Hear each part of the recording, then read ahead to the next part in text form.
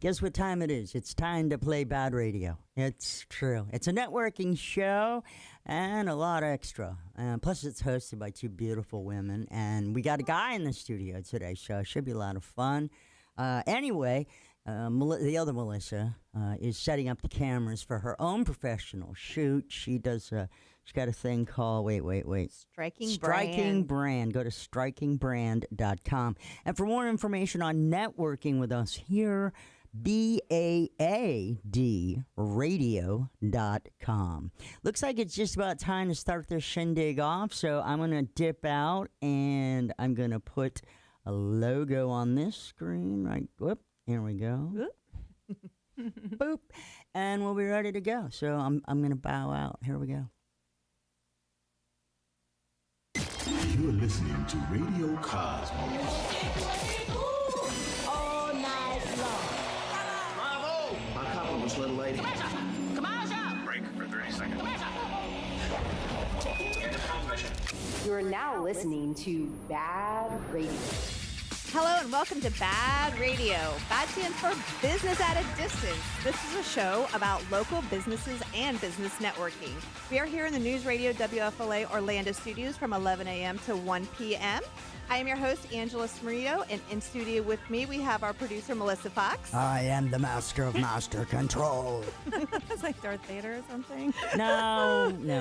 Am I way off on the reference? Yeah. Dang Space it. Ghost, coast to coast. Oh, I should have had that. I would never have gotten that, but okay.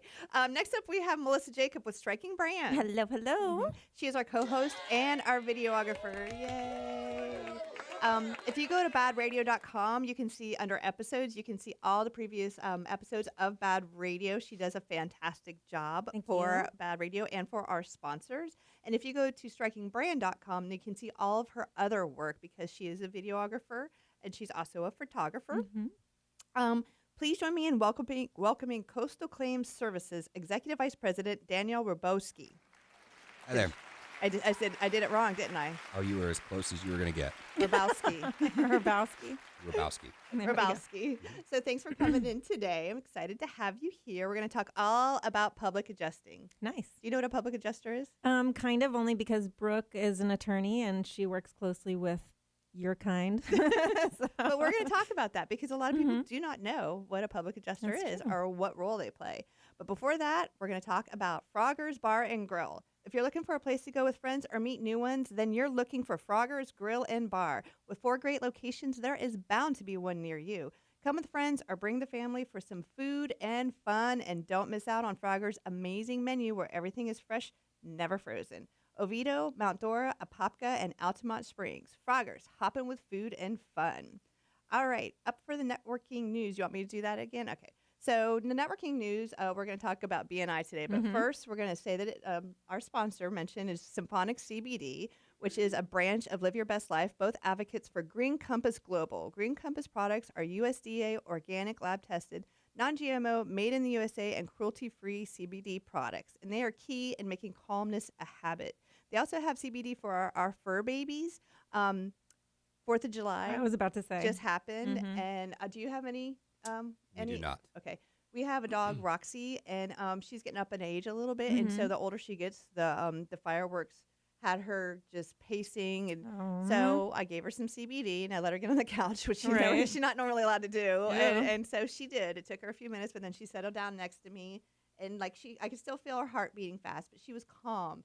It made such a huge difference. Actually, you know what? I'm going to do a post for Symphonic CBD because I saw so many people posting, talking about their poor pup. Oh, yeah, for the pups. fireworks. Yeah. But to get more information about that, just go to symphonic-cbd.com. Again, that's symphonic-cbd.com. All right, so we are talking about the networking news, and we are kind of like debating on what we wanted to talk about, and we kept mentioning BNI. So Daniel says, what is BNI? And I was like, okay. That's our topic. That's what we're doing. All right. So I don't know. Let's BNI. Yeah. Business Network International. Yes. Okay. So BNI is the largest organized networking group in the world. So there are BNI chapters in every country, as far as I know, across the world. So it's not just in Orlando, Florida. It's not just in Canada. It is everywhere. Mm-hmm. So there are chapters. So let's just talk about Central Florida. When my BNI chapter started right in the midst of COVID, there was 35 chapters in Central Florida. Now I want to say there's probably close to 50. Yeah, I think it jumped. Right. Yep. So each chapter meets once a week, and BNI, the master, the headquarters is up north somewhere, I think. I don't actually know where that is. Yeah. But I mean, it's a business, Right. right? It's not a nonprofit. It's a business Mhm. because it costs money to be a member in BNI. So you meet once a week and you have your own group. But the cool thing about BNI is that you can network outside of your group. So you meet with other BNI chapters. Mhm. So in each chapter, you have one chair for each profession. So you're not really competing. That's like the difference between BNI and like a Chamber of Commerce type situation. Yes. So I would be the only photographer that would be in that chapter. And so everybody that's in that chapter with me is kind of like my personal sales team. Exactly. And they will help like refer people to me, and it kind of like funnels them to one type of person as opposed to a chamber where it's like you could have 15 5 different 15 exactly. photographers. And then it's like it's just kind of luck of the draw type situation, whereas BNI is a little bit more intentional to where you kind of get all of that kind of referrals. The keys are that you talk to people that you like, know, and trust. Mm-hmm.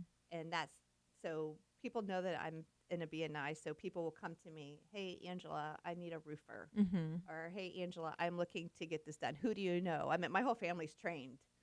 Trained. Yeah, I love that. They are, because they will. They'll be like, okay, I need this done. I need this done. I need this done. And that's just the way it works. Because if there's not anybody in my chapter that does it, there's going to be somebody in BNI that does it. And if somebody is in BNI, they're vetted. Mm-hmm. So you can, like, if you are a crappy business person, you're not going to make it in BNI. Yeah, that's the other thing is that they kind of hold you a little bit more accountable. So you need to be present at the meetings, whereas Chamber of Commerce is kind of like whenever you want to be there type situation.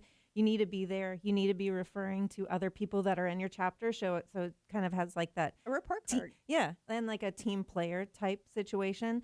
So if you're a business who like, members have referred people to you and then you just don't answer or you drop the ball and then that client comes back to the person who referred you is like, I don't know what happened, then you're not going to get those referrals and you'll eventually get kicked out of the chapter. So that's the whole premise, like how you were saying, like if you refer somebody in BNI, they generally are going to be a good business person because they're there because they put in that extra work and they haven't been kicked out yet. Yeah. And that's how Melissa and I even met. Mm-hmm. Well, the whole time that you were talking about it, I was thinking of it as a process, not an organization. So I was just following along because I understand my brain works in processes. So Right. you kept saying BNI, and I was like, I'm going to catch on to what this is eventually. I'm sorry. And then I thought never they did. Because when we initially did our 1-to-1, I think I sent you my BNI link, and I was like, it's open all the time, so Yes, you did. we just use it. I use our link all the time. Yeah. Because it's What link? What link are you talking because about? we're hybrid. So like Melissa's chapter meets once a week in person. Right. My chapter's hybrid, so we only meet once a week, or we meet once a week in person once a month, and then the rest of them are via Zoom. So So you mean your Zoom link? my Zoom link. You're like, just hop on. It's always like I said, it's open 24/7. So Right. anytime I'm like, oh, we need to meet here, have this, I don't have to worry about setting it up. I just said use this link, Oh, that's And- smart. I never thought of that. and there's no time limit. Oh, Either. nice. Because he's like, Daniel's like, all right, you're gonna have to kick me off now because he saw some time thing. I was like, nope, we can talk all we want to. And we have the same thing where we have the just open-ended Zoom links and people can jump in, and our different regional managers have them set up all the time. But a lot of times when we get called in, there's always a little ticker in the top corner, and when it gets down to like 0, we start to say, okay, do we need to go? Do we need to be wrapping this up? And So does that give you a little bit of a better idea of what BNI is? it absolutely does. Yes. Because it is an organization. You are held accountable. It does cost money to be a member, but it also changes people's business. It changes the way people do business. For realtors, I think that BNI is an absolute must. Because there's not that much to set them apart in regards to. I mean, there's going to be good realtors and bad realtors, Right. But lots of times new chapters are made just because somebody wants to be in a BNI chapter and there's not that, they can't find that open seat, like a realtor or Right. a chiropractor or a personal injury attorney. There's certain categories that are just super, super high Saturated. in BNI. I'm not. Yeah, no. Yeah, that's good though. So I'm able to go to all the different like meetings and network with everybody outside of my specific group. Yeah, that's So- the other good thing is that what you mentioned, you started to mention it going to different chapters. So I can go to different chapters that don't have a photographer and then network there as well. So guess what? You're going to be my guest next week at Yeah. my Perfect. BNI because Love it. we don't have a public adjuster. Nice. I would be surprised if there's very many public adjusters who know about it. All right, you guys. We're going to break, and when we get back, we are going to answer that question: what is a public adjuster? So stay tuned. I honestly thought BMI was body mass index. We'll be right back. It's you too. BNI. I know, but it's me. No, no. We'll be right back with BaaD Radio. I haven't heard that song in I forever. like that song. That's a good one. That's a keeper. Aight, Dan. Let's keep it. I think that Melissa's understanding my music preference for sure. She's like your own personal Pandora. Oh, look at that. Look at that. Appreciation. I love it. Get this freaking right this time. What freaking right? What are we talking about? Daniel's freaking name. Isn't that Robosky? Rabowski. Lebowski? You know, like the big Lebowski. Big, Yes. that's Come what on, I'm you gonna can say. do it. I You can do know. it. I know always, you I always like. What's the right word? Freeze. I always get it wrong. I practice it and then I get it wrong. Dang it. It's just whatever. It's one of those names, and people will stumble over it and then forget what they're supposed to follow it by. I was on a podcast the other day, and they forgot what company I worked for because they stumbled over my name. Yeah, they're so focused on that. It's like the Big Lebowski. That's why I tell Yeah, people you yeah. can't mess it up. That's easy. All right, stand by. The big Lebowski abides. The dude does. The dude All right, so stand by. Here we go with segment number 2.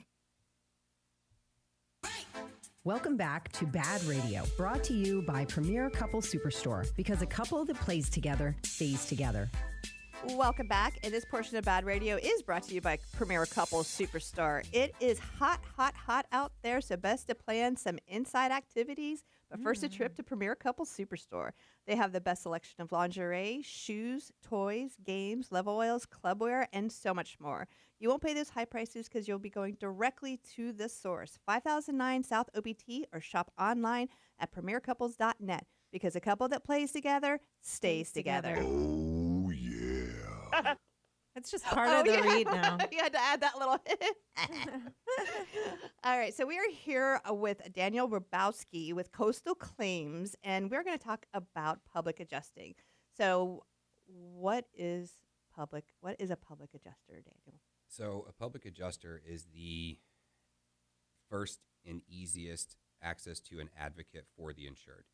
So the insurance company is going to have their adjusters, their in-house, or their third-party folks. that Okay, they so just roll back. Mhm. Okay. Explain it to me are like I'm talking- 5. We're talking about home claims only. Are we talking about personal injury? Are we talking about, I mean, there are so many different fields that we could be talking about with So insurance. We are talking specifically about property insurance Property. claims. Okay. And so we're the intermediary between the insured, your homeowner, and their insurance company to make sure that they are indemnified, that they are paid appropriately for the damages that they've incurred, whether it be a hurricane, a fire, tornado, flood, whatever it is. So statistically, carriers will underpay for putting these residential homeowners back to what they were before the peril. We come in, we're allowed to legally argue. Same as a lawyer, but we don't have to, we have different rules that we have to follow. But we're the advocate for the insured because we know it's like being a mechanic, right? So I can go out and change the oil in my car, I can put gas in my car, I can change the tires, but if you want me to figure out the cylinder compression in my V8, I'm not the guy, right? So I'm gonna find a mechanic to do that. Right. That's what we are in the insurance world. We are the biggest advocate for insureds against their insurance company, unfortunately. You know what's so crazy is that we've had a lot of different. We've never had a public adjuster on the show before, but we've had roofers. We've had disaster management people. We've Mhm. had roofers, and it's the same freaking story over and over again. Is that insurance companies try to back end Mhm. homeowners. They don't want to freaking pay them I what they're know. supposed to. And it's so weird because the understanding, like, if you're not aware, is like they're there to help and protect you and to save you for Right. when bad stuff happens.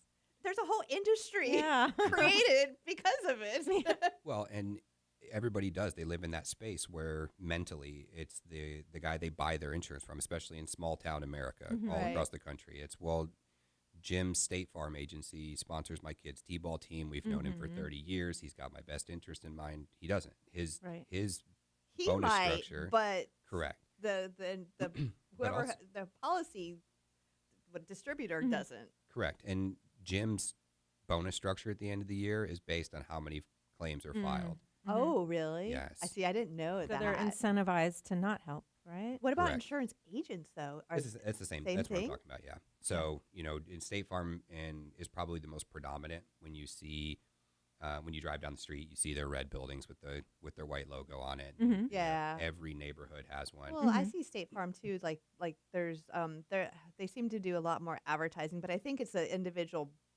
locations Mhm. that will be like, okay, I'm gonna buy all the not street signs, but the like the bus signs. Oh, yeah, you know yeah, what I yeah. mean? The Things benches like and that. stuff like Benches, that. yeah. So Mhm. you'll see that, but State Farm's not paying that bill. That for that advertising. That guy's office is. Those are all independent franchisees. Mhm. Yep. So And, the- and State Farm is not exclusive to that, but they are the leader in that. Yeah. So, so your whole industry has been created to protect homeowners from their insurance companies. Correct. That's crazy. It is crazy. So, I- but think about this too. So I took my independent adjuster's license exam before I took my public adjuster's, and I'm sorry. You're what? the independent adjuster. So independent adjusters will work for the carrier. Public adjusters work for the public. Is that what they say when they're bringing out an engineer? So so legally they have to actually bring an engineer. Here's the problem that lives there. They'll bring out the wrong engineer on purpose because they're just looking for somebody with a stamp. So let's say you have a structural issue, they'll bring out a MEP engineer, which is a mechanical, electrical, and plumbing engineer. Mhm. Well, that guy has no bearing Okay. on structural Why would they issues. do that? Well, because you don't know any better, Right. right? You just see a guy with a stamp that Right. says engineer on it, and you say, well, he must be right. Right. It's the same thing when they send out. They love the phrase forensic engineer. There's no such thing as a forensic engineer. It doesn't exist. There's nobody. You're not going to go to college to Become a forensic engineer. It's Google forensic, it. forensic accountant maybe, Mhm. but not forensic engineer. Right. So So it's a made up word to Yeah. make you think that it's got some clout. So wouldn't the person who doesn't, that's not their specialty, they just make their best assessment? They don't say like, this is not my deal? so it's the game. It's a chess game all the Right. time. And so I want to circle back for a second Sorry. to what I was getting ready to say. So one of the exam questions is a whole chunk of things they live in this space where they talk about the law of large numbers. They can statistically deny or undervalue this ridiculous amount of claims because you as the homeowner don't know any better. Mhm. So if they say your roof costs $5,000 to fix it, Right. you're going to go, I guess I have $5,000 to fix my roof. Right. And that is the extent of effort that you are going to put into it, and the vast majority of people. So they're leveraging numbers. Mhm. So then they're reserving the balance of those for when people actually want to fight, when they hire public adjusters, when they hire law firms. And so they know, and it's a staggering number. It's like above 80% of people will take that initial offer from their carrier because they don't trust know that the they guy. don't know any better. Correct. So then now go into bringing in the wrong engineer or, and we can, well, I'm sure we'll get into this later today. The idea of a loss consultant is going away in Florida, which we will dive off into that. Uh-huh. But they're being hired to perform a task. Mhm. Very often they're given 3 sentences of a full page to say, I just need you to look at these 3 things and write me a report on it. It's almost like when you see all these TikToks and YouTube clips of something that somebody said, but then you don't get the context that went with it. They don't ever get the context. They're just brought in to do these 1 or 2, 3 things and write a report on it, stamp it, and be done. And then what? Is it a stalling process? I mean, is that part of it? So they bring out this engineer. He's not qualified to. Okay, so if it's a roof issue and he's like a plumbing expert, So he comes out, and he does his little thing, stamps it, and then what happens? It is the carrier's interpretation of that language. So they'll say things, and then the carrier will interpret what the words on that report mean, and then how they want to use it against you as the insured. So they'll look for things that say should, not shall. They'll look for words that say, more likely than not. They'll look for those key phrases in that report, and then they'll use those against the insured to solidify their position. Okay.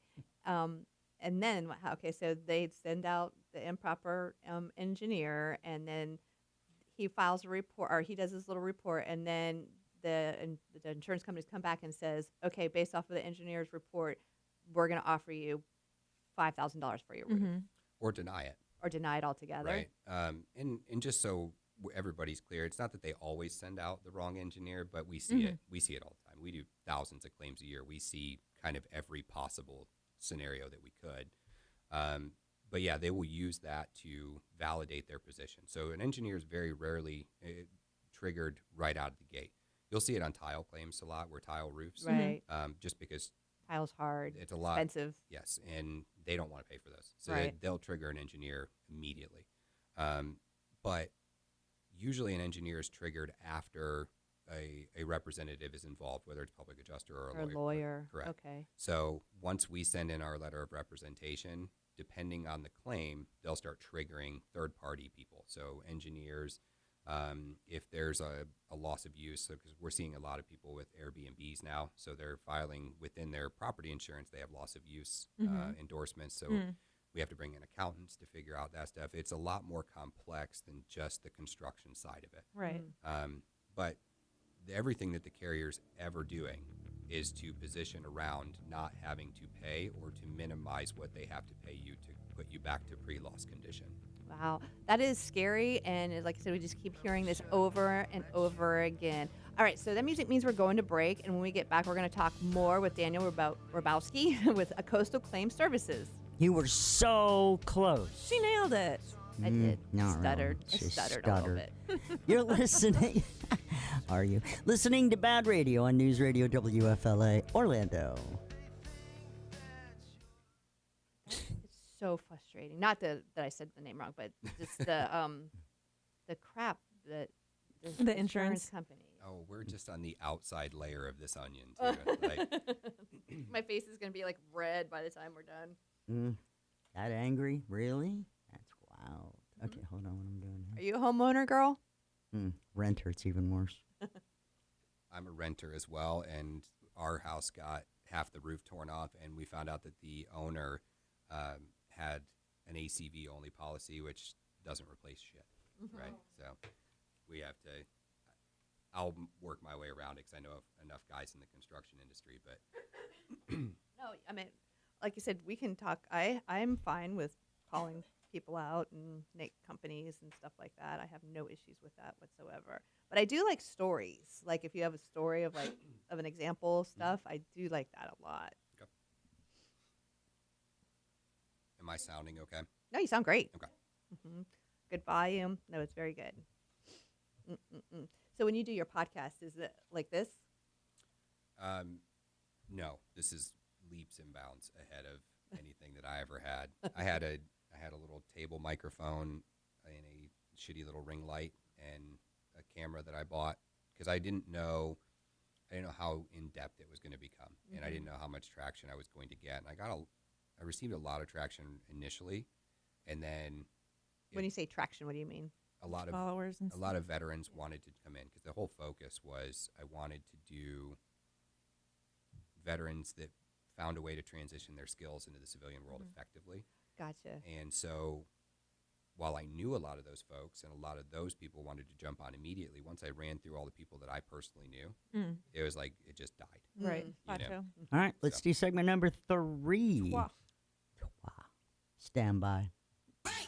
Welcome back to BaaD Radio, brought to you by Premier Couple Superstore, because a couple that plays together stays together.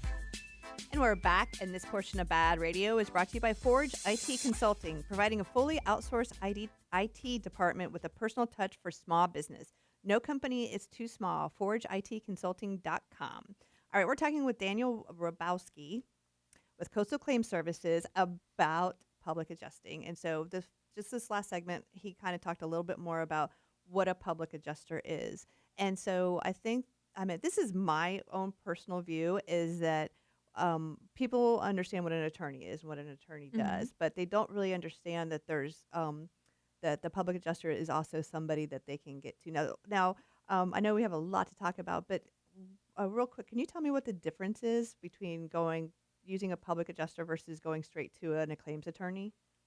At its simplest form, is it cheaper? It is usually in most states. It is easy. It is cheaper. That's a big one. To go to a claim to an adjuster. Correct. So through a public adjuster. So law firms will typically scale theirs one of two ways. They will have a very simple 10%, 20%, whatever the state dictates for PAs. They'll do that, and then if it has to go to litigation, then they'll charge their litigation fee.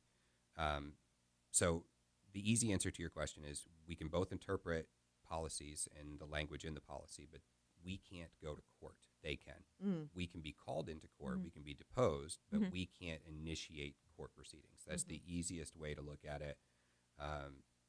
We can't start the legal process. We can argue, we can negotiate, we can interpret policy, we can go toe-to-toe with the carrier up to the point where they're saying, nope, if you want to win this, you're going to court. That's the difference. And we're capped. Our fees are capped. Right.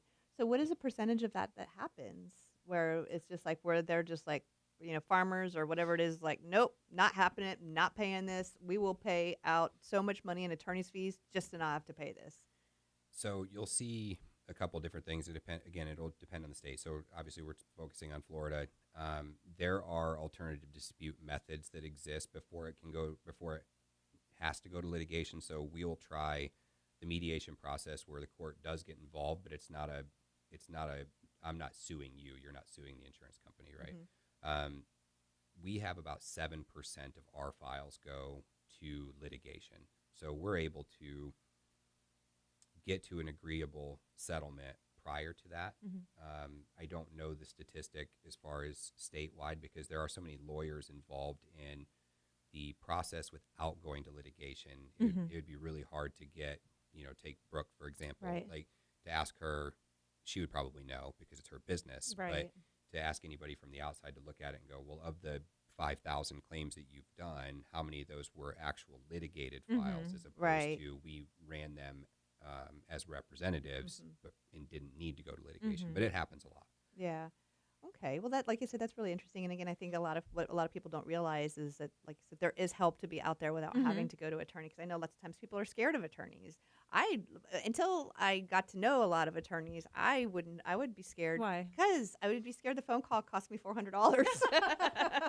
Well, and that's we fight with that now. And Right. the two biggest things that we struggle with when we're pitching what we do to people is one, how much it costs and how do they have to pay for it, and secondly, how are we different from a law firm and how does this affect their insurance rate when it's all said and done, right? Everybody thinks it's like a car accident. You get in a car accident, your rate goes up because you did it. Well, I mean, I've kind of heard now that you get dropped if you file a claim after you had that, then your Is that insurance true? company will drop you, So or they won't renew you. Yeah, I thought the same thing. it is possible, but it's not. It's subjective. So no, it's one of those things where nobody ever gets to really see behind the curtain. We have clients that have filed an insurance claim every year for the last 7 years because they're they lived in a hail-prone area or whatever, and they've never been dropped. So it's the carrier's always assessing and evaluating their risk, and if they deem you too big of a risk, then they're going to not insure you. I wonder how they figure that out. Is it based off your property value and like How how much they're old you losing? are, or How much money they're losing, keeping I you would- on? I would assume it has something to do with how much money they're losing because like our claims right now, the average claim value here lives around, I want to say it's like $43,000 and some change. That's a big chunk, but then Right. when you look at the home values in the areas that were hit by hurricanes, you're talking $1 million homes, multi-million dollar homes. So $40,000 against $1 million is a drop in a bucket, right? Yeah. But $40,000 on a $150,000 house is Right. is quite impactful at that point. So Right. Again, we don't get to see behind that curtain to see how they actually evaluate and determine their risk. Yeah. But we help. That's one of the things that public adjusters do that is never charged for, and it's one of those things that people probably need to be more aware of, is that we do policy reviews. We make sure That's huge. that you have the right amount of insurance, because we get into so many claims where clearly an event happened. There's a covered peril by all means and expectations under general policy language. It would be covered. You would get paid for it. You would be indemnified. Everything's great. And then we get in there and there's an exclusion, or we get in there and there's a co-insurance clause where they have to pay up to a certain dollar amount in additional insurance. Right. We find those after the fact. Yeah, we had a guy on the show not too long ago, and he was a great guest. Don't get me wrong, Don't start like that. but he made a comment that just like rubbed my, that wrong way. And because we were talking about the contracts, right? And he made a comment. It was kind of like, well, if you sign something that's like, that's got all the stuff on it and you don't read it, shame on you. And I was like, Most people don't read it. I'm like, it's 450 pages Yeah. long, and I don't understand what it says Of anyway. legal jargon. And that I you're was not like, gonna- so no shame on me. I was like, I don't, they know what do I that mean? on purpose. I It's part of know. the whole thing. But so you would take, if I were like, okay, Daniel, we have a new policy. We look at it and make sure that it's good. 100%. How much would you charge me for that? 0. Oh, wow. Sweet. You We- look at it before there's like a problem with the property. We'll look at it under the assumption that you're never going to call us again. Okay, wow. Like Damn. there's no benefit to us, because in the event that you do have a loss, that's where the benefit for us comes in, right? Obviously, we want to get paid for what we're doing, Right. but we want to get paid because you got the right amount of money. And if you aren't insured appropriately, you're not going to get the right amount of money. So then, what are we doing at that point? Then we have to sit here and go, okay, well, do we charge our entire fee because now they're going to be short? Do we not charge them at all? And, again, I mean, I'm going to be calling you because my policy renews in October. So I'm like out there shopping and whatnot. But again, I'm like, I don't know.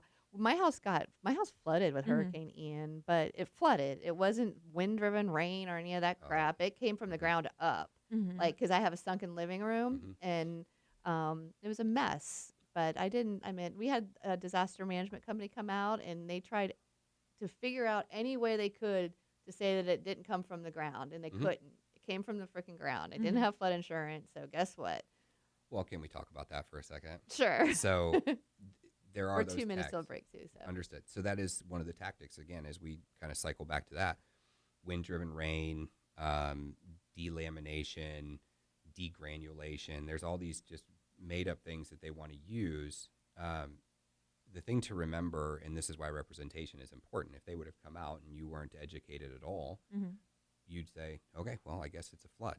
Well, no, your house did flood, but it was subsequent to a hurricane, right? It wasn't, the primary cause of loss wasn't a flood. are you telling me my insurance could have covered this freaking flood?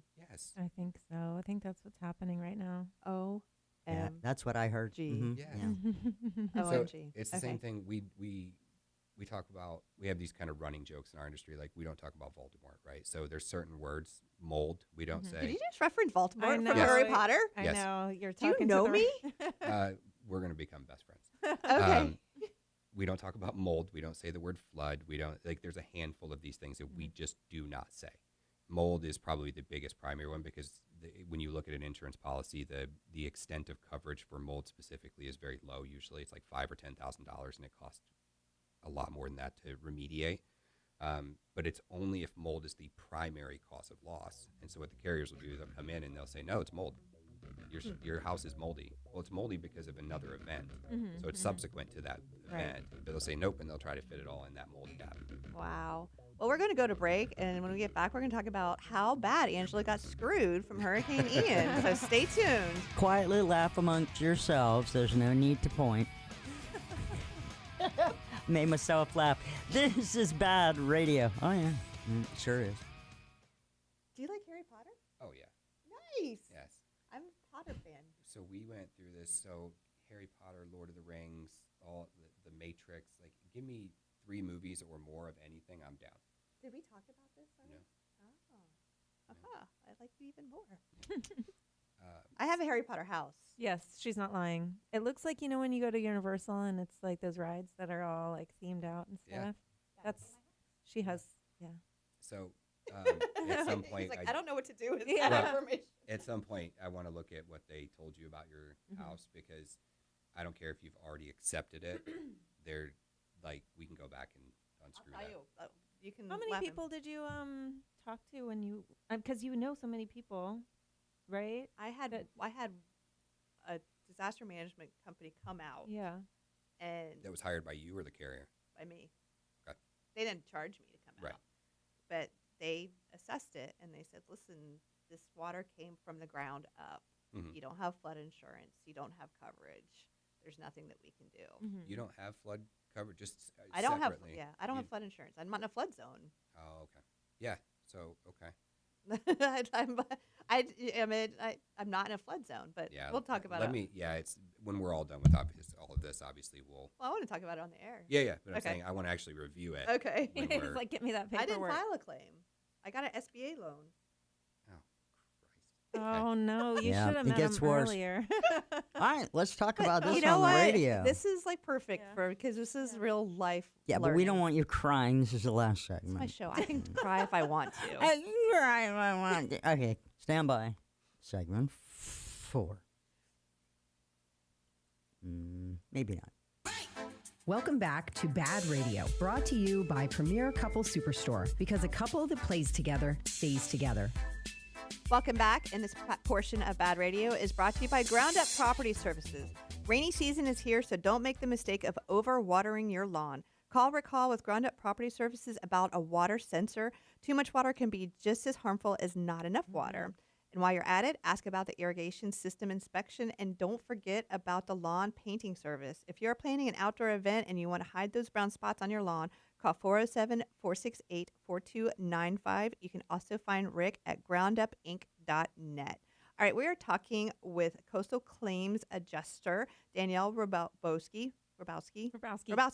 And and before break, we were starting to talk about how my house flooded from Hurricane Ian, and it sounds like I did it all wrong. So let's talk about it a little bit more. She's not bitter. Let's say that the potential is there. Okay. Let's live there. So we did not have flood insurance because we're not in a flood zone. When Ian came, I have a sunken living room. So my house was built in 1979, 1980, and that's back when they like made the houses all these different levels. Mhm. And it's cool. But my second living room is my Harry Potter room, so it's like sunken down. We just paid to have all hard, like laminate floors put in. It was Like the fun room. yeah, and it's got a big fireplace with the brick and everything. And so Ian came through. We didn't lose power. We woke up the next morning. We're like, hey, we're good, right? And then as I was walking by the sunken living room, the shimmer caught my eye, and then we realized that the sunken living room was full of water. Mhm. You now So- have a pool. Yes. All right. Instead of a sunken living room, we have a swimming pool.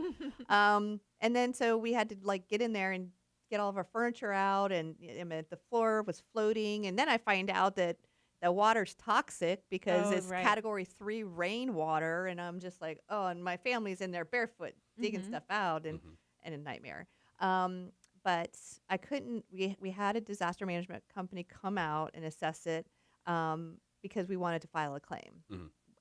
But they advised us that we couldn't because we didn't have flood insurance, and that the rain came from the ground up, because all the rain came down, and like I said, we just had French drains put in so Yep. that this will not happen again. Right. So FEMA came out. They gave us $300. You know what I mean? It doesn't even pay for like the couch or anything. I It's couldn't. more of an insult than Yeah. anything. Yeah. I'm like, thanks, but no thanks. But and then trying to get somebody to come out and dry the walls for us didn't happen because they wanted like $5 or $6 grand, and then just trying to rent it ourselves, everything was gone. So our walls stayed wet for a long time. We had some people help us with their fans, like the big industrial fans, Right. and so we had that out there for a while. And then we qualified for, it took me 8 months, but we qualified for SBA loan. So I got the money for that. And with that money, I put in French drains where we had like our back patio, like our enclosure to our pool got destroyed. So we got that fixed. We got the floors fixed. What's You know what I an, mean? what's So an SBA loan? a Small Business Administration. Gotcha. So the loan, you have to have gone through some event where you had damage. And so it's a huge pain in the butt process. And like I said, it took me like 8 months. I applied, I got denied, applied again, I got denied, applied. And then so I just kept applying until finally they're like, oh my gosh, this lady's annoying. and, and they had somebody come out, assess the damage, and we got approved. So it's a 30-year loan. It's at a really low interest rate. I don't have to start paying on it till next year. And it's given us the ability to do all the things, you know, that we needed to do. But I have to pay it back. Right. They put it, I mean, it's got a lien on the house because if I can't sell the house till that is taken care of. So when she mentioned the SBA loan before, you were like, Oh God. oh gosh. So tell us. If you could have just kept checking the wrong box over and over again, the more you told that story, it's just. But here's the fun thing: we can still fix it, right? Oh.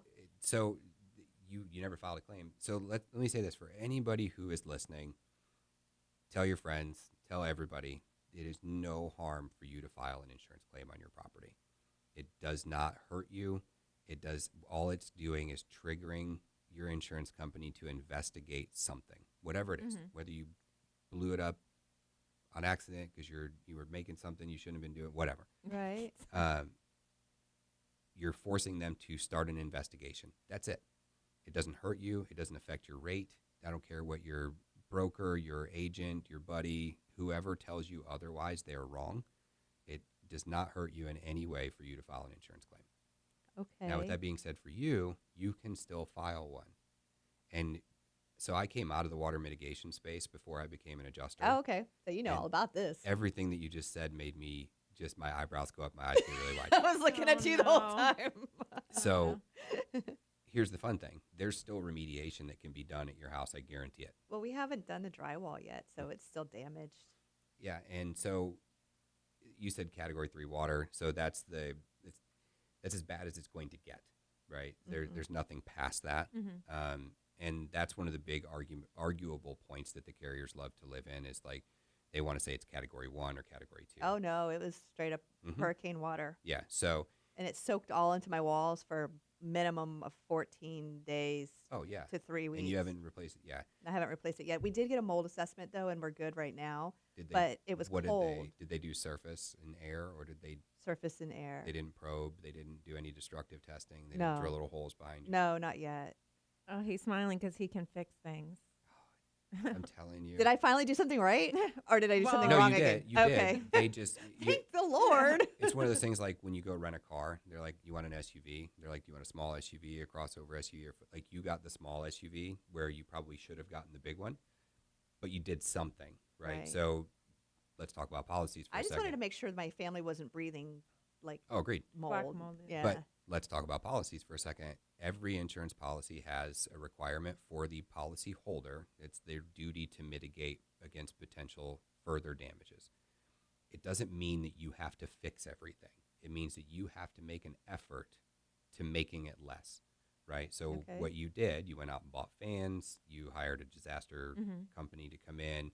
You had a mold assessor come in. You've done your duty to mitigate. We just need to file a claim.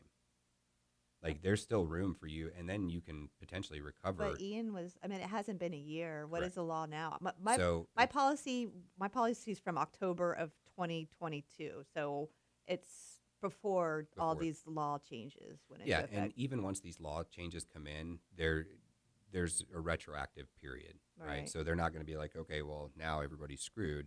There's going to be a space that exists there where anything that's already going on.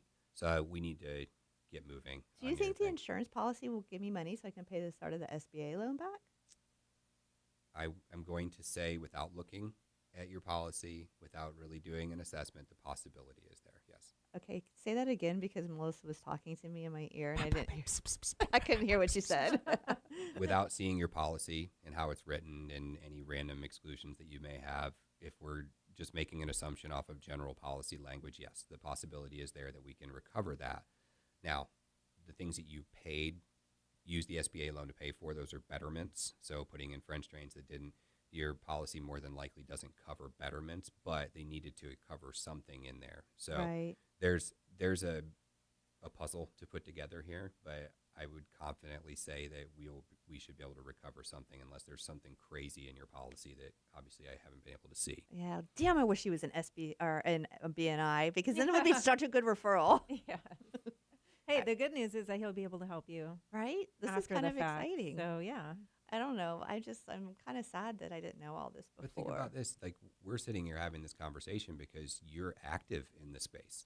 You're active in what the state's doing to policyholders, and you didn't know this. Yeah. So imagine What everybody else down the street doesn't know. Yeah. Well, you know what? We're going to go to break in a little bit, but we have a little bit of time right here. But I want to talk about this whole wind-driven rain crap because to me that was a real legitimate thing that if it didn't come through the windows or down the chimney or something like that, if it came from the ground up, then I was SOL.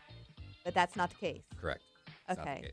All right. We're going to talk about wind-driven rain when we get back from break. So stay tuned. Woo, that sounds like a real knee slapper. Just kidding. I'm just kidding. If you got messed over too, like Angela, stay tuned. Sorry. This is BaaD Radio on News Radio WFLA Orlando. News is next. We'll be back. Funky. All right. I got to take these off for a second. That's halfway. Yep. Okay. It's fun though. It isn't does. So I'm a talker, and it's good that music starts playing because I will just run.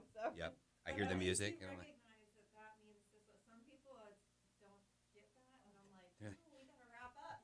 you're right. Oh, I know. My favorite was when somebody would ask a question, like when we have 30 seconds left of the show. I'm like, I have a whole bunch of notes here that I wanted to, because I knew you were going to ask me very specific questions.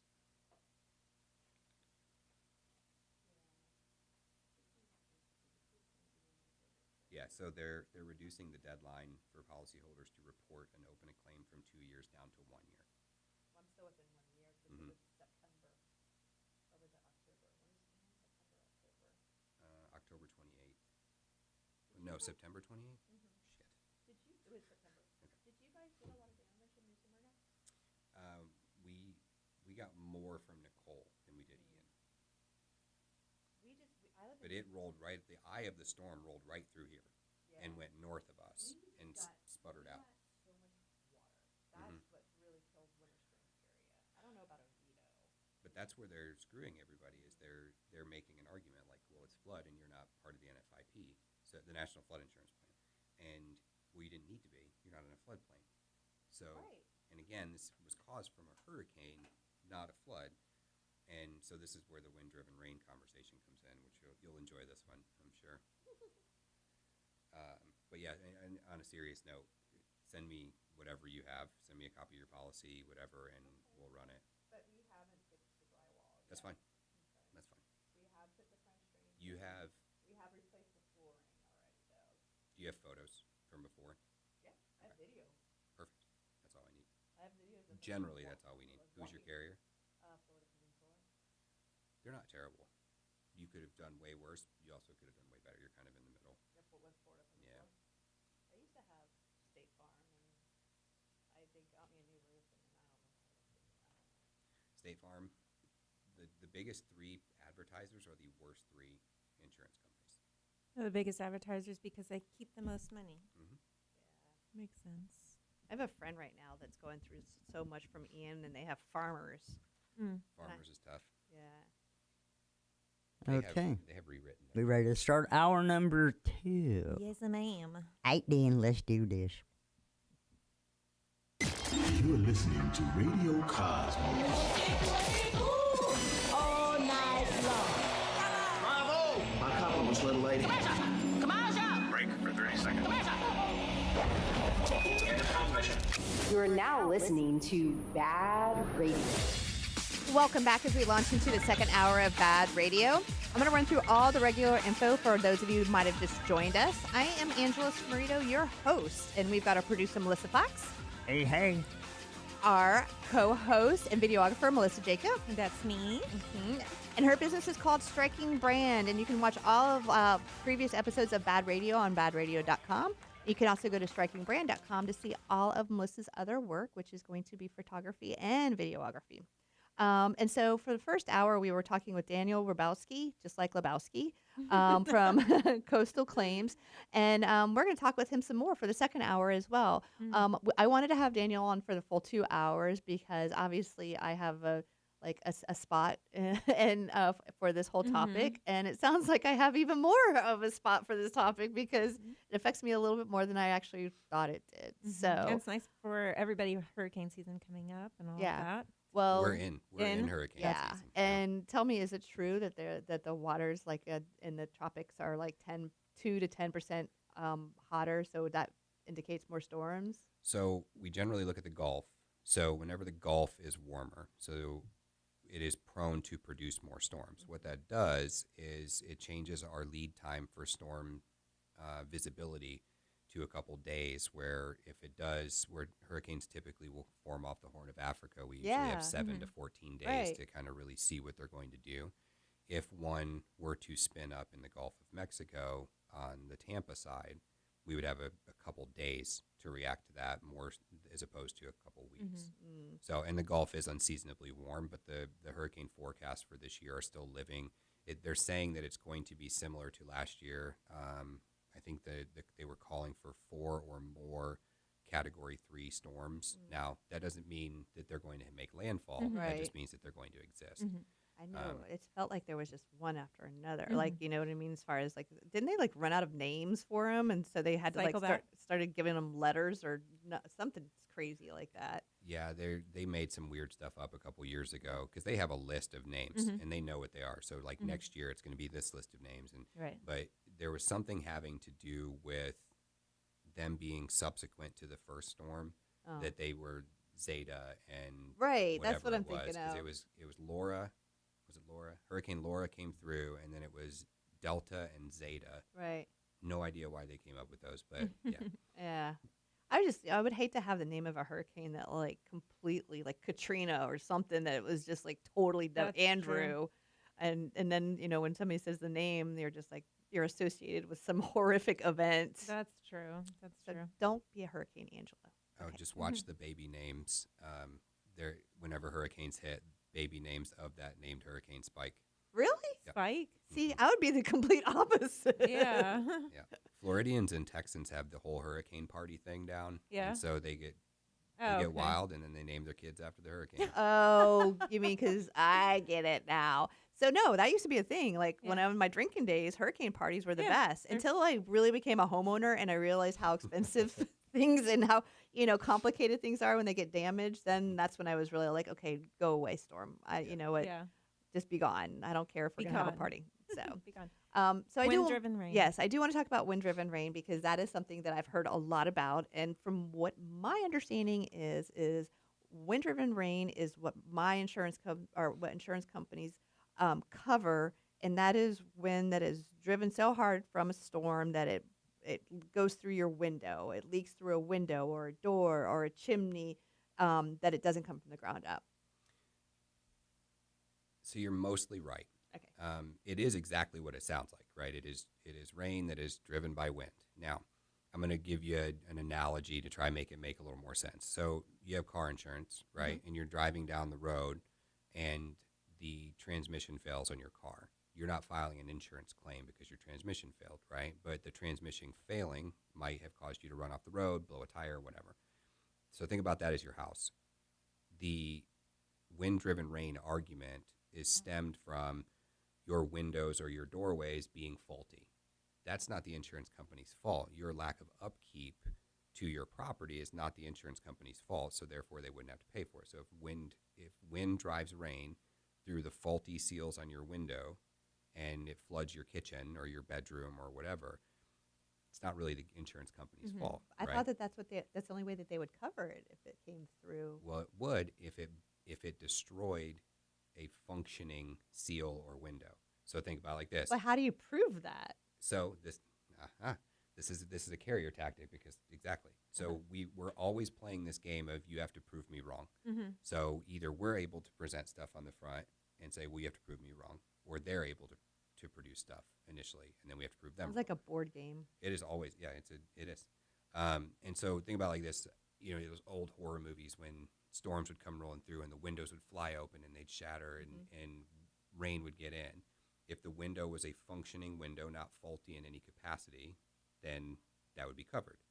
But if it had faulty seals and hadn't been updated since 1975 and it was an old single pane window, and because you didn't upkeep your property, then it wouldn't be covered. Okay, so that's tactic. Yes. Okay. Absolutely it is, in every sense of the word. Okay, so what you're saying is they're still going to deny your claim if you're from wind-driven rain. Yeah, they can. Yeah, absolutely. And again, just by and large, they're going to deny your claim. Statistically, they're going to either deny or undervalue or below deductible your claim. So if you have a $5,000 deductible, they'll open coverage, but for $4,700. Right. So you have to pay, and they're not obligated to any financial portion of that. But what were you said something earlier about like the flood happened in my house because of the hurricane. Correct.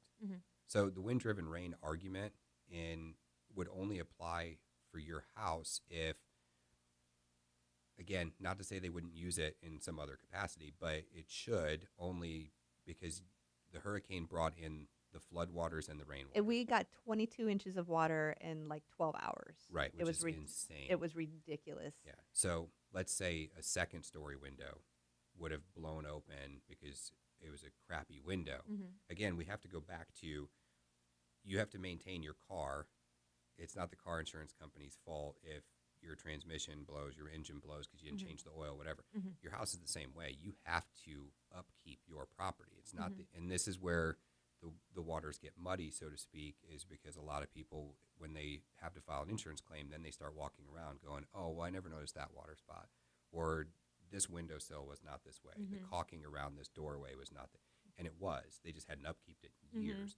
And then they try to get their insurance companies to pay for things that they should have been taken care of as the homeowner.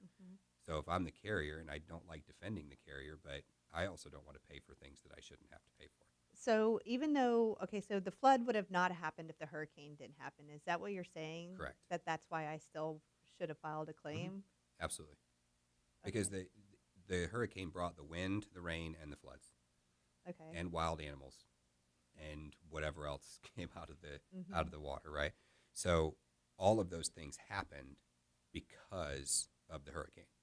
It's just like a tornado, right? If a tornado were to roll through and damage every house down the street but didn't destroy your house, you're going to file a wind claim. The wind existed because of a tornado a mile away, right? So you have to find the primary cause of loss and file the claim that way. And so in this particular case, it's a hurricane claim. I no longer care if the water rose from the ground, if it came rushing in over the hill, if you're, it doesn't, to me, it doesn't matter at that point. My job and every other public adjuster in the country or law firm, our job is to find the primary cause of loss and get the carrier to pay for it based on it being a covered peril. Right. So that's what they're going to say. They're going to say it's a flood. She doesn't have flood insurance. Correct. End of story. And you're going to be like, well, no. This is by and large, you're going to go, oh, I guess I don't need to file a claim. I don't have the insurance. That's exactly what I did. And so then I didn't even try. Yeah. So then everything that they did worked. Oh my gosh. Bamboozled. I'm a sucker. Yeah. You've been hoodwinked. Oh goodness. Oh well. You know what? Live and learn, right? Yeah. But it sounds like I still got some hope. Yeah, so. some hope, and you're teaching other people not to go do the same mistake. Right. So we're going to talk about more of Angela's mistakes when we get back. I love you. So stay tuned for more BaaD Radio. Yeah, that sounds like fun. I think I'll stay tuned too.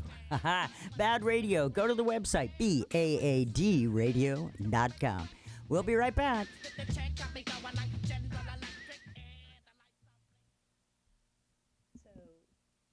Melissa, today's going to be my last day for the Rachel Roach Realty one. Okay. So I'm going to replace it. But Okay. yeah, it's too hard to have one realtor because like I've missed out on so many guests because You know what I mean? She doesn't want you to have a. Well, no, it's part of my sponsorship. Right. So, Exclusivity. Non-compete. well, I mean, if I have a sponsor, that's That's grateful- kind of rude. yeah, to have another Right. realtor on. Yeah. All right. So just fun fact, I Googled the insurance definition of wind-driven rain, and I knew this. I just couldn't think of it off the top of my head. Wind-driven rain will not enter a structure unless there's a fault or defect that allows the rain to enter. So under normal circumstances, that's accurate, right? It would be whether if something failed, a seal or a caulking or whatever. Makes sense to me. But when you're hit by a Category 3 hurricane, and those things are no longer applicable. They were right? liar unto you. I didn't even try. Uh-huh. All right, let's try to get the second segment of the second hour started. Ready? Yeah. Welcome back to BaaD Radio, brought to you by Premier Couple Superstore, because a couple that plays together stays together. Welcome back to BaaD Radio. This portion of BaaD Radio is brought to you by Rachel Roach Realty, a Coldwell Banker Realtor. With a sea of realtors out there, choose the one that thinks about you first and not their commission. 407-252-4566. And we're talking with Daniel Robosky with Coastal Claim Services, and we've had a very interesting discussion about what happened to me. So it's been very eye-opening to me, and I have a feeling it's probably been very eye-opening to a lot of the people that are going to listen to this show. Yeah, definitely. So what would be my next steps now? So I send you the videos and send you my policy? So you're kind of in a unique situation because we're talking about it here on the show. Under normal circumstances, ideally what would happen is we would get called in before anybody ever calls their insurance company, right? Because then we're able to put everything together. We're able to form an argument before they've even been engaged. Yeah. And that helps, right? You're giving yourself the leg up there. Yeah, and that's one thing too that I think that I mentioned to you is that we've been so conditioned that if we have home damage, the first thing that we do is call our insurance company. But in reality, that's the wrong thing to do, right? Yeah, absolutely it is. Because again, when you say call your insurance company, it is call your agent. Who's, again, I always like to make the reference, it sponsors your kid's T-ball team, because I know growing up for us, that's what it was. It was always, Jim Gross State Farm. On Yeah, I the back of all know. the t-shirts. I Like, think about my softball team was sponsored by some so insurance. that's everybody's knee-jerk reaction. They're like, okay, I have something that I believe my insurance company should cover. I need to call my agent. And then the agent goes, okay, well, go get 3 bids from 3 contractors. Tell me how much it's going to be, and then we'll start working on the process from there. It's hurtful to the process for you to do that, because you're allowing then the carrier to say, well, I'm going to pick the cheapest one, because they always do, right? Anytime you're playing the rule of threes, they're going to pick the cheapest one no matter what. Right. So the earlier that you can get a claim representative in, the better it is for the entire process, because we're also arguing with less people at that point too. Right. So if we are able to assign one of our PAs to a file, they're able to get all the photo documentation together. They've done the policy review to make sure there's no weird endorsements or exclusions in there that we need to pay attention to. We've packaged everything, so we submit that when we submit our letter of representation to the carrier. They have everything they need. Right. If we do our job appropriately, they have everything that they need. Now, they're going to argue it, but they can only argue so much. Now, if we leave things open-ended, then they can form their own opinion. They can Right. try to position themselves. They can fill where they want to. Right. And from what I heard too is that when you call a claim too, they try to catch you into saying things, and that all of a sudden you said something and it was, if like you said the word flood. You said the word flood. Oh no, this is done. We're deny, because you said the word flood, or you mention a date, and they're like, oh well, there was no storm in the area at that time. You know what I mean? Like they try to trick you. And so. I never knew how many people were experts on identifying mold until I got into this industry. Everybody can just pick it out.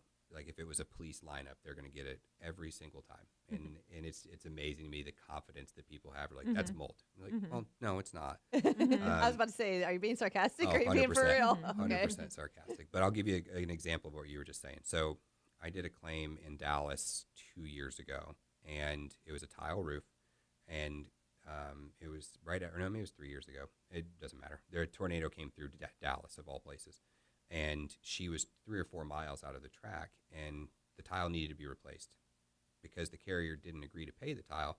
she got rain in and it More flooded, damage happened. flooded down the walls. I guess you can't really tarp a tile roof, can you? You can, but there's a specific way to do it, Yeah. and a lot of contractors don't know how to do it, but they want to because it gives them a little bit more clout. But anyway, so she had rain get in, interior damage happened on both floors, and so we're walking around with the carrier. We had this whole thing packaged up. It looked great. He was buying everything that we were telling him on the roof. We get inside and we're pointing out water stains and bulging in the crown molding and all this other stuff. And while we're having the conversation, she goes, yeah, this part's been like this for like 3 years. But that's new. Denied everything. Oh. And we prep a lot of homeowners, and we definitely don't want them to lie. Right. But sometimes saying anything is what you need to do. Well, I was in a situation once, this was years ago, where they changed my statement and said that I noticed it on a certain date when that wasn't what I said it at changed all. completely what you said. Wow, fun. But the roofer was standing with me at the time, and I think he was recording it or something. He had my back. Good. And so he was able to say, no, this is what was said. And we have remedies for that, too. We can file EUOs, examinations under oath. We can do that. We just had one in our office the other day. Lady was 97 years old. Oh. She was struggling to understand what was going on. Her statements seemed conflicting, so we requested an EUO with the carrier. They sent in their legal representative, and we all sat in a room.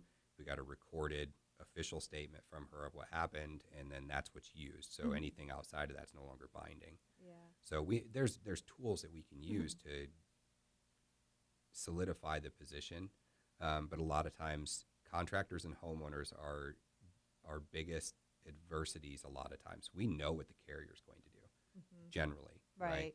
But sometimes we'll get contractors who want to, and not to take away from any of them, but they want to kind of flex their own muscle a little bit and be like, well, I know this. Right. You do. I got it. 100%.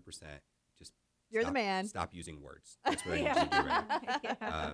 And the same thing with homeowners, right? I mean, because who knows your home better than you do? Right. If I just walked in tomorrow and I've got a camera and I took 100 photos, I don't know your house. Oh, you'd love it. You see Harry Potter stuff everywhere. Right. But I don't know the creaks in the floor. I don't know whatever. Right. And so it's easy to want to insert your own version of that story into that conversation with the carrier. And a lot of times it's detrimental. It would be fun, though, this is the way that I feel. I feel like it would be very, very advantageous for everybody to have a public adjuster in their phone. Yes. That when their policy needs to be redone, they have their agent. Their agent says, okay, these are the ones you can choose from.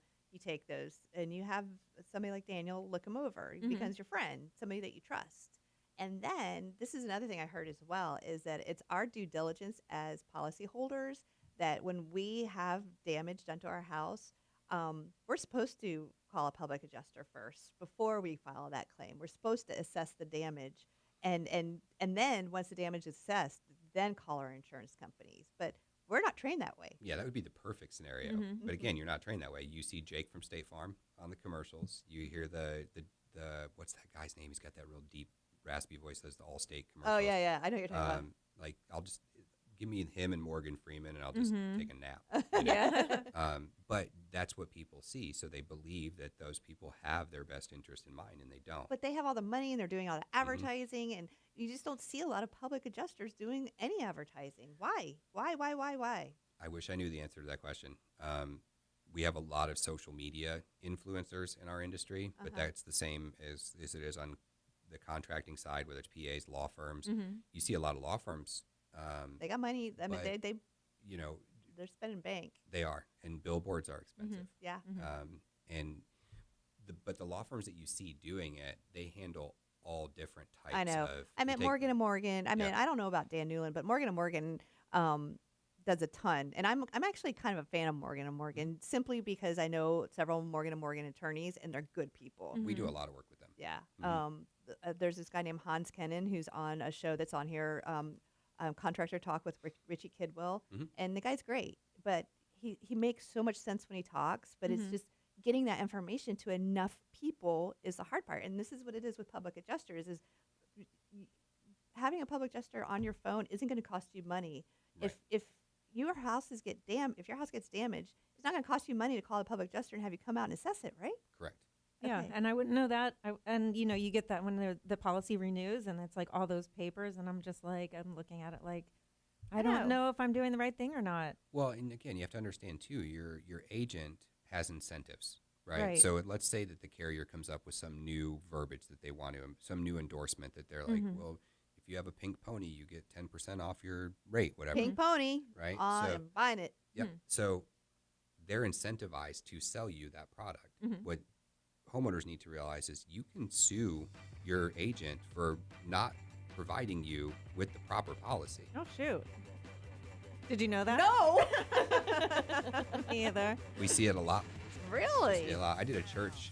I know we're running out. Oh, but here, let's leave it with that. We're going to talk about a Okay. church when we get back from break, so stay tuned. We're learning a lot here, aren't we? This is BaaD Radio. Stay tuned. That's a really good photo of the two of you. I don't know. You guys can't see. Oh, me. thanks. Yeah, he's talking about the one that like has the both of us with the banners that we use. Oh, okay. The Yeah. red background. Yeah. You're wearing a red shirt. You're wearing a white shirt. I have two. I have one. It's the one that I use on the internet. Yeah. The red, I'm the same in all of them, but I have two different ones that I switch out with you. One's you're in a Oh. white shirt, and another one you're in a different color Something shirt, else. a green one or something. Something else. Hang on, don't go to break just yet. Like that's the one with the white shirt. Oh, yeah. So- Cute. And then I think there's one where you have a green shirt on. Probably. I don't remember. But thank you. Is this, We have two more segments. we have 2 or 3 more? Two more. Just two. We are at Liberty Property Inspections, helping you protect your investment. Sounds fun. We use their data, not them particular. We use property inspector data a lot because the carrier will come out and they'll say stuff like, well, it wasn't.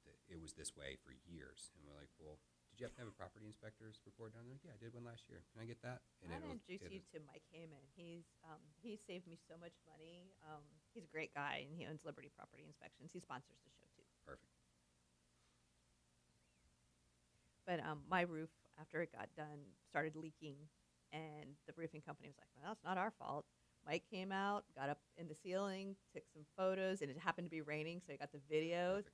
So he sent them a strongly worded letter, and they had somebody out the very next day fixing it. I was like, I love you, Mike. We used to do the water test where we'd take a garden hose up there if it wasn't raining. We'd take a garden hose up on the roof and just let it run. And we'd go in the attic and try and find it. Oh, that's Yeah, no, he got there the perfect day. He was that's like, great. you see this? I'm like, I see that there's water in my attic. All right, stay tuned here. We got segment number 3. Welcome back to BaaD Radio, brought to you by Premier Couple Superstore, because a couple that plays together stays together. Welcome back, and this portion of the show is brought to you by Liberty Property Inspections. Your home is one of your most important investments, so don't trust it to just anyone. LibertyPropertyInspections.net, helping you protect your investment. All right, so for the last 1.5 hours, we've been talking with Coastal Claims Services, Daniel Robosky, and we're going to continue on with this. And so before break, we were about to talk about churches. Yes.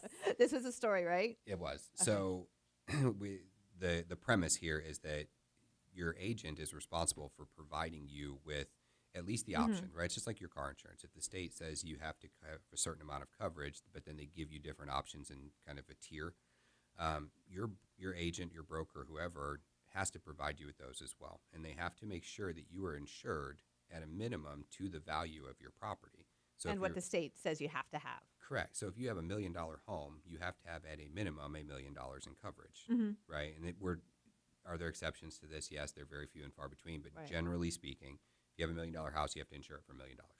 No, there's no argument in this, right? So I did a church a couple years ago, and the total claim value ended up being around $25 million. Oh, wow. They were massively underinsured. The total claim value should have been about $37 million. But they were capped at 25 because that's what their broker had sold them. And they didn't know this until their church was hit by a So tornado. the church sued the broker?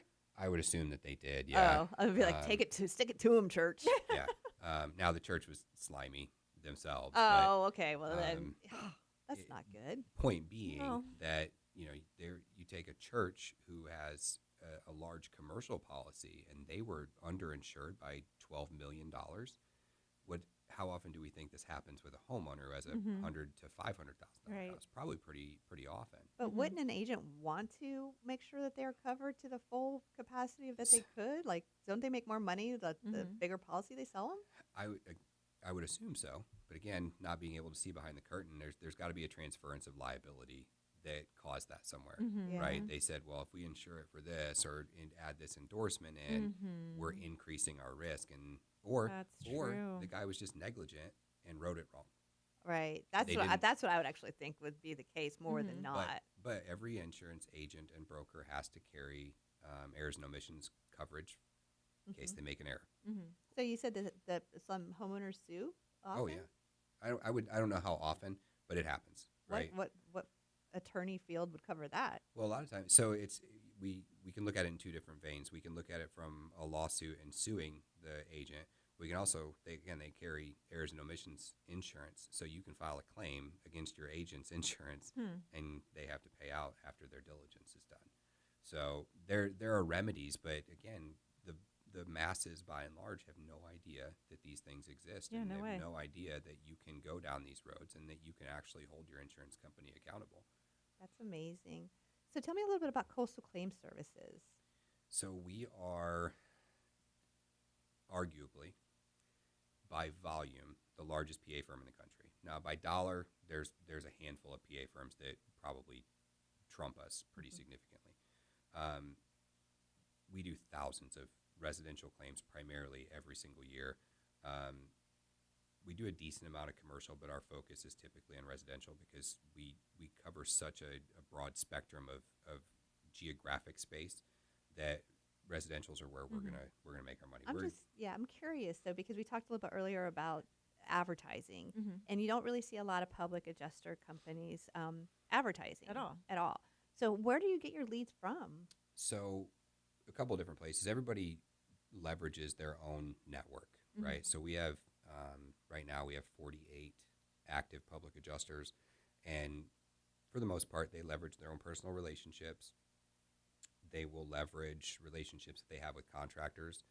So contractors are a good source of referrals? They're a good referral source for us, Okay. yes. We have to be careful, though. We can't have a space where there's exclusivity, right? So we can't say ABC Roofing sends us every single one of their claims regardless, right? That we start to get into some ethical issues at that point. Is it a legal thing too? It is, because the idea is that I can't gain financially from work product that you do, right? So if you're a roofer and you send me everything, I'm financially gaining from jobs that probably don't even need us. And we tell people that all the time. Like, we'll tell you if you don't need us. We'll also coach you into what you do need. Because a lot of times the answer is very easy. A lot of times the answer is, no, just tell the carrier this, this, and this. And we help people that way. Sounds like I needed a coach big time. Yeah, and we don't charge for that. We're not going to put our fee on top of that.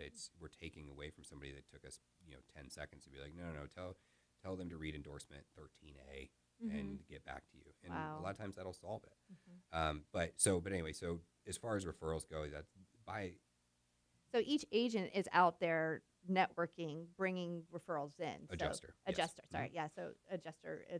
So that's really, so they're responsible for their own number. Yeah, word of mouth is where we do. I mean, very rarely do you see anybody advertising. There's a couple PA firms. I know there's a gentleman in Hawaii that he's the only public adjuster in Hawaii, and he'll throw up a billboard every once in a while. But That's one that I wouldn't think would need to advertise if he's the only one in Hawaii. Well, that's because nobody knows who he is. Nobody knows he exists. I mean, I went and worked the tornadoes in Bowling Green, Kentucky, 2-3 years ago, and everywhere I went, they were like, "You're a what?" Yeah, I said, know. I'm a public you adjuster. said that in certain places, like in Texas, you said there's so many public adjusters. Yeah, in New England, like the entire New England area flooded with PAs. And I didn't know that when I got into this industry. Texas, there's a ton. Florida, there's a ton. But then, like, we can't work in Arkansas, Alaska, Alabama. We have a kind of joke. If it starts with an A, we can't do anything. Yeah, that's weird. But I think that I see a huge void here as far as people's in education Mhm. when it comes to public adjusters. So when I see a void, I see opportunity. I see a huge growth opportunity, which I think is, like I said, is phenomenal because I'm in advertising, and that's what, you know what I mean. Right. When I see the potential for growth in an industry that's not saturated, I'm like, hell yeah, let me get on that because it's open for the taking. Your public adjusters that have good traction and a very large book of business, for the most part, it is because they have really good relationships with HOAs. They will leverage their own church that they go to. If they live in an apartment building, and then that spreads, right? So hotels are a big thing. There's a huge thing. I think it's called the Asian Hotel Owners Association or something, and these guys own 10 million hotels across the country, and it's kind of like the BNI thing, right? They all talk to each other. They all figure out which brand they want to start doing, whatever. And there are PAs and law firms that get in well with those. Our law firms are another great reference source for us because, like you said, a lot of times the homeowners will call a lawyer, and sometimes the existence of a lawyer scares a lot of people away. But when they do, for a lot of times for a lawyer, it's easy to be like, well, no, this one doesn't fit for us, but call this public adjuster. But the lawyer sometimes will call you in, though, right? So we do a lot of what we call litigated support files for them, where we'll go out and we'll do the investigation, and they're going to handle the claim, but we're doing all the legwork for them. Gotcha. Right. Because we're spread out. You take, with the exception of companies like Morgan & Morgan or a handful of other law firms, we're spread out all over the country. And so we have 3 offices in Florida. We have 2 offices in Texas, 1 in Pennsylvania. We're getting ready to open 1 in Nashville and 1 in Denver. We're all over the place. And so it's easier for a law firm to call us and be like, hey, do you have a guy in Nashville? We do. Hey, do you have a guy in, somewhere in North Carolina? Right. Hey, we do. Hey, do you got one in Atlanta? We do. And you guys are the ones that are all educated on the cost of goods. So like if you're going to go and assess damage, you're going to be like, you have the information backing it of how much that's actually going to cost. Yes, there's 2 different schools of thought there. So first, let me say that every PA that we have, I'm almost positive, and I can go back and double check, and we can talk about it later, but I'm almost positive every public adjuster that we have come from the contractor space. A lot of times you'll see guys come from the carrier side. They just get tired of the carrier's crap, and they switch sides. But almost every one of ours, I'm pretty sure comes from the contractor side. So we're already from that space. We already know how much it costs to put on shingles. We know how much it costs to frame walls. We know how to do all those things, so we know the costing. Well, we're going to break, and when we get back, we're going to wrap up this show. And I think that, like I said, we're going to talk really a little bit more about coastal claims and what you need to do to get ready for hurricane season. So stay tuned. Will do. It's BaaD Radio on News Radio WFLA, Orlando. I'm digging the rejoin music or the bumper music today. Thank you. Making me happy, girl. Is there anything that you really want to make sure we cover in this last segment? Yeah. No, I think we're diving off into all of the things. I mean, I think, like you said, the idea that for a lot of people, we don't even exist. Right. People don't even know that we exist. Right. I barely knew to talk to Brooke when I had a roof leak. And the only reason I knew to talk to her is because she's my friend. So Right. I barely even knew to do that, let alone anything about a public adjuster. Well, and again, it's one of those things. It's like, there's certain things I don't know how to fix in a car, so I'm going to call a mechanic. Everybody knows a mechanic, or they at least know how to find one. Right. That's the big thing for us is they don't know.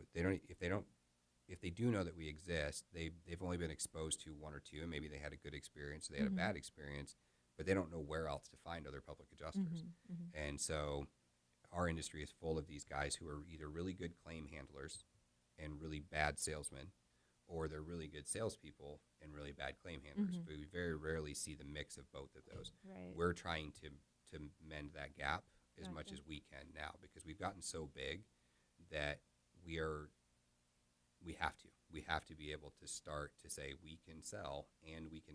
We're going to make you even bigger. World domination. All right, world domination We'll starts all get NWO shirts. right now. Welcome back to BaaD Radio, brought to you by Premier Couple Superstore, because a couple that plays together stays together. like to give a huge thank you to our sponsor, Bolts Legal. Fear no storm with boltslegal.com. 33 tanning spa with locations in Altamont Springs and Longwood. Andrews Law PA, auto accident attorney. Contact Andrews Law PA today at andrewslawpa.com. Crazy Muscle Nutrition with a new address at 1015 Unit 129 State Road 434 in Castleberry. All right, so we've been talking for, like I said, the last hour and 45 minutes now with Coastal Claims Services, Daniel Robosky, and we're going to be wrapping up the show here. So really what I wanted to talk about is what's some advice that you would give to homeowners right now as we are like getting into the thick of hurricane season? Obviously, just take some time and Google like the hurricane preparedness plan because everybody's stuff's going to be different, right? Everybody's house is laid out different. Their family dynamic is different. If they have animals, whether it's dog, cats, horses, whatever, make sure that you have the basic necessities set aside, right? If you can afford a generator, go get a generator. All of those things to just kind of decrease the impact on your quality of life. Because if in the event another Category 3 or better storm were to come through, you're going to have to weather that. And for some people, they were fortunate where their neighborhood didn't lose power and they didn't lose all their food and stuffed in their freezers or whatever. But then on the flip side, you had people that went weeks without any power. Yeah. We had a previous guest that said taking photos is a great idea. It is. It absolutely is. So that's timestamp photos. Yes, and especially if you're going to end up potentially having to file a claim, having that photo documentation on the front end, because one of the carriers' biggest, most commonly used arguments is, well, that's pre-existing. Well, that's what you said. It's kind of like, prove me wrong, me wrong. And if you have the photos, then that's backing. Now, is it cumbersome for you to walk through your house and go through every junk drawer and be like, I have 47 iPhone cables, I have... boxes, cell phone boxes. Oh, no. You never want to throw them away. You don't have to do that. You can literally Your windows. hit your video, walk in your front door, do a lap in every room, because the quality of cameras nowadays, I can pause it and zoom in on whatever's on the nightstand or what's in the kitchen or whatever. So also make sure that things are put away that you don't want people to see when you're doing that. But you'd be Premier surprised. Couple Superstore. There you go. You'd be surprised how many people's photos that we get, and we're like, Hey, let's go ahead and skip past this one. Maybe they want to make sure it's covered. Couples that play together stay together, baby. So, They want look, that for some back. people, that's an investment. See, that's what I'm saying. Right? So, but yes, so photo documentation or video. Here's the thing. Anything is better than nothing. And we always say in our industry, he with the most documentation wins.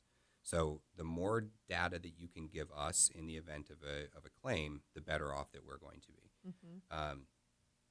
Following that, though, I would say don't worry about filing a claim. Just file it. It's not going to impact your rate. Call a public adjuster first, have them come in, and then file. Yes. We're rewriting the whole the way we're going to do this. And it's great. I think it is information that people need to have because, like you said, they don't have it. And by and large, they either know that we exist and have had a bad experience with a public adjuster who didn't perform well for them, or they don't even know that we exist. And so the only two options for most people are call a lawyer or call my agent. And a lawyer can get you going in the right direction 100%, and they could probably handle your claim if it's the right lawyer. Right. Your agent does not have your best interest in mind, unfortunately. While they will have empathy for you because they know you and whatever. Right. At the end of the day, their pocketbook is affected by what you're about to do, and self-preservation is crazy sometimes. Always the name of the game.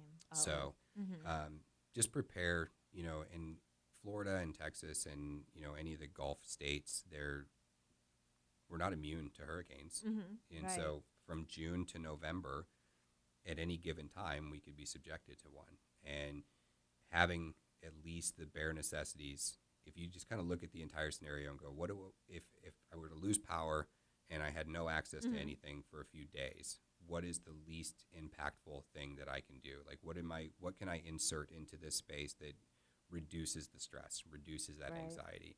And because it is, and especially if you have young kids, they're gonna, they're all gonna lose their iPads and they're not gonna be able to play their video games, and the world's gonna end. Yeah. They don't have it.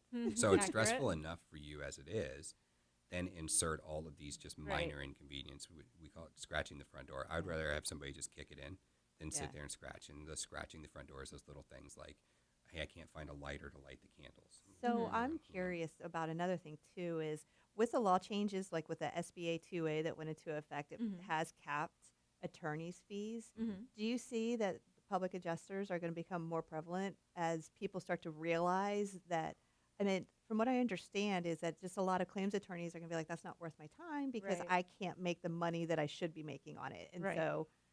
So I think you're going to see two different things. You're going to see first, there's going to be a wave of lawyers who are going to try and stick it out, and they're going to find a way to make it work. And we're already starting to see. I some told of Brooke, those I was like, things. there's got to be a workaround, girl. There has to be. You guys are way too smart. Yes, and I think there is. I think what's going to happen is they're going to reserve themselves to just navigating the claim process and not trying to take them to litigation. They become creatures of habit, right? If I'm a lawyer and I know that that parachute is always on my back, it's going to be easy for me to go, okay, I'll just pull the cord. Right. Because that's always there. Right. That has never, you're essentially reducing yourself to being a PA, which we're able to do millions of dollars worth of claims Right. every year. So you can do that too. And I think you're going to see a lot of lawyers shift into just PAing, in quotes, claims, and not necessarily push to get them into litigation. Right. What everybody needs to understand about these law changes, though, is it does not take away from bad faith claims. So a lot of lawyers, that's where they make their money, is forming the bad faith argument of that your carrier is not acting in good faith. Oh, I see. So we use litigation as a tool for handling claims. We do mediation, we do appraisals, we do appraisal leads to umpire.